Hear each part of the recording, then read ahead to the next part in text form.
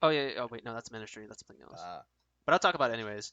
We also decided about the ministry on each what's it called? The ministry. So for instance, right, the military police, the NKVD and yeah, FSB fall under the Ministry of Domestic Affairs, and that's under KDT, right? yep, And then we got the Ministry of Warfare, which is under Viper, and that's VDV, Spetsnaz, and the 4th Guards Tank Division. And then the Ministry of Development, which is Azalisi with the Academy and Russ, right? yep, And each we have the main division of each ministry, right? And we decide what should be main division of that ministry, and we decided on whichever division was the biggest, right? yeah. MP, VDV, and Academy. Right. Those are the main divisions. And then what we decided is that those main divisions will funnel down into the smaller divisions like FSB and NKVD. They'll funnel down so that if any military police want to join the FSB, they'll go funnel down into the FSB, and if that, and they can go through tryouts. They'll have a better chance because they're in the military police, right? Yeah, And then with the VDV, they're the main division of Ministry of Warfare, so that if they want to go join Spetsnaz, they'll funnel down through that too. And so that was the topic of ministry. Oh yeah, and the one division rule, we decided that you can only have one main division and one subdivision, right?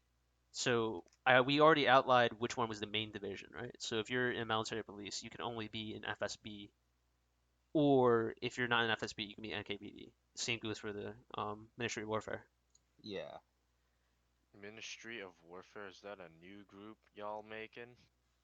Sure. No. Y'all gonna make a new group? Discussion of the No. concept of the ministries and chain of command setup. I mean, that's basically what we talked Ministry of about. I just said. Warfare. I brought up the topic of cross divisional trainings, and we also brought up the topic of ranking in this, and so we basically simplified it to we knew that Storm could because he's a captain, right? He could host Yeah, trainings at Spetsnaz. But Sasha is also his counterpart in FSB. He's in basically his counterpart, right? But he couldn't do it without supervision. So we decided that doesn't make sense. So either they can't host trainings um, without supervision, or they could do it by themselves. And we decided that they would be able to do it by themselves. Okay. And we decided that alright. any rank that was Above the rank of lieutenant or lieutenant. anyone that was an NCO or yeah, an NCO could be able to host supervised trainings. But Supervised. once you got to lieutenant though, that's when you could host ranks by yourself with no Wait, supervision, so you're telling me any NCO could just host a training under supervision? under supervision. Then what the hell is academy staff for? The Well, academy staff is most for the recruit training and just for us to like hang out. Well, I would say like hang out at for the most part. It's more the So, role play kind of stuff. so, The NCO so is, it's useless. Is that what you're saying? I'm just gonna ignore No. that. And that's pretty much it.